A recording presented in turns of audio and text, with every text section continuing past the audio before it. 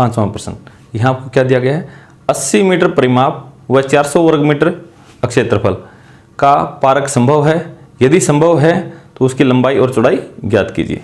तो हमने क्या किया इसके लिए, माना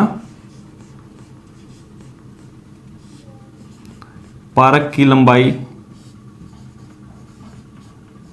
हमने माना पारक की लंबाई x मीटर और पारक की चौड़ाई, यहां भी इसने नहीं दे रखा कि ये 20 होगी 30 होगी या दोनों का योग, कुछ भी नहीं दे रखा, तो इसको हमने y मीटर मान लिया। इसका परिमाप देखिए, यहां आपने लंबाई x मानी है और चौड़ाई y मानी है, और आपको पता है अगर ये y है तो ये भी क्या होगा y, क्योंकि ये और ये बराबर होते हैं, और ये x है तो ये भी क्या होगा x, क्योंकि ये दोनों भी बराबर हैं। तो अब पारक का परिमाप होता है बाहर की सभी भुजाओं का योग, तो कितना हो जाएगा x जमा x 2x और y जमा y 2y, तो 2 कॉमन ले लेता हूं मैं, x जमा y, तो परिमाप ये हो गया 2 गुणा x जमा y। अब प्रश्नानुसार देखिए क्या दिया गया था आपको,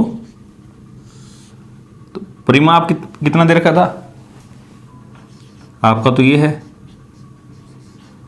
और परिमाप उसने कितना दे रखा है 80। अगर मैं यहां लिखूं ये समीकरण कहां से बनी, क्योंकि परिमाप किसके बराबर दिया गया था आपको 80 मीटर दे रखा था, तो परिमाप का जो सूत्र था वो जो परिमाप था उसके बराबर रख दिया,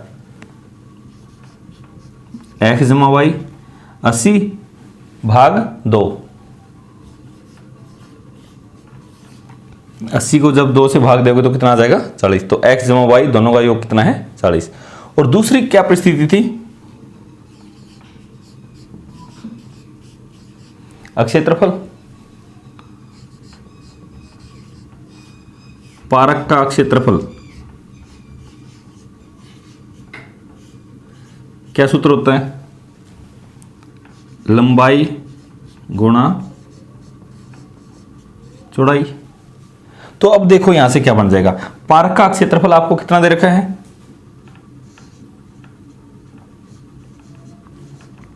क्षेत्रफल आपको दिया गया है 400 वर्ग मीटर, 400 दे रखा है, तो पारक का क्षेत्रफल उसका मान कितना रख दो 400 बराबर लंबाई कितनी थी x गुणा चौड़ाई कितनी है y, तो दूसरी समीकरण आपकी ये बन गई।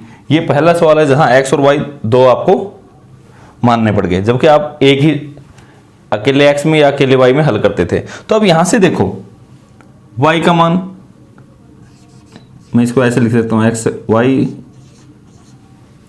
400, यहां से अगर मैं y का मान निकालूं 40 माइनस x आ जाएगा, सिर्फ y निकालना है 40, इस x को दूसरी तरफ ले जाओ 40 माइनस x। अब ये y का मान यहां रख देता हूं मैं ताकि y का जिक्र ही खत्म हो जाए, सिर्फ x निकल जाए। x ऐसे कैसे, y का मान है 40 माइनस x बराबर 400, ब्रैकेट खोलो, x की ओर 40 की गुणा 40x माइनस x की ओर x की गुणा x की शक्ति 2 बराबर 400। अब यहां से इसको समीकरण बनाओ, यहां पे लिख देता हूं मैं, तो क्या बन जाएगी ये x की शक्ति 2 माइनस 40x जमा 400 बराबर 0। अरे x की शक्ति 2 माइनस की थी, दूसरी तरफ ले जाओ प्लस की होगी, ये 40 का x है, इसको भी दूसरी तरफ ले जाओ माइनस का 40, और ये उसी तरफ रखो, तो सारे के सारे एक तरफ हो गए प्लस 400। अब द्विघात समीकरण इसको हल करने की तो 3 विधियां हैं, तो मैं इसको गुणनखंड विधि से करता हूं। a का मान 1, b का मान माइनस 40 और c का मान 400। कैसे करते थे गुणनखंड विधि से, यहां लिख देता हूं मैं, a और c की गुणा करके देखते थे रफ में, a और c की गुणा कितनी आई, ये सारा काम रफ में करते हैं ए और सी की गुणाई 400। तो अब बी के ऐसे दो टुकड़े करो, इसके ऐसे दो टुकड़े करो जिनका जोड़ करूं तो ये आए और गुणा करूं तो ये आए। एक -20 और दूसरा भी -20।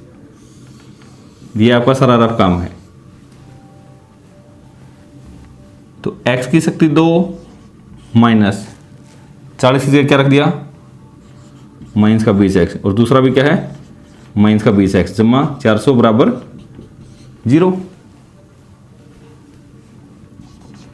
x कॉमन x -20, यहां से माइनस का निशान 20 और यहां 400 है तो क्या कॉमन है 20 कॉमन, क्या बच गया x।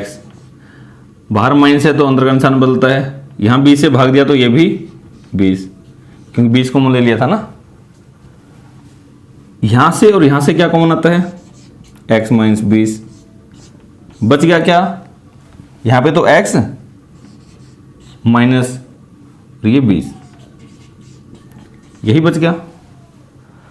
तो अब एक बार इसको 0 रखो, एक बार इसको 0 रखो, तो x -20 को 0 रखो और एक बार x -20 को 0 रखो। तो x का मान कितना आ गया, यहां से भी 20 और वहां से भी 20, तो x का मान कितना आ गया 20। तो इसका मतलब आपके पार्क की लंबाई कितनी है 20 मीटर। ये तो x का मान है, ये x का मान इस समीकरण में रखो, y का देखो कितना आएगा, x का मान इस समीकरण में रखो तो y बराबर 40 माइनस x की जगह 20 रखो तो y बराबर 20। x का मान समीकरण 1 में रखने पर तो y भी कितना आ गया 20। इसका मतलब आपके पार्क की लंबाई भी 20 मीटर थी और पार्क की चौड़ाई भी 20 मीटर थी।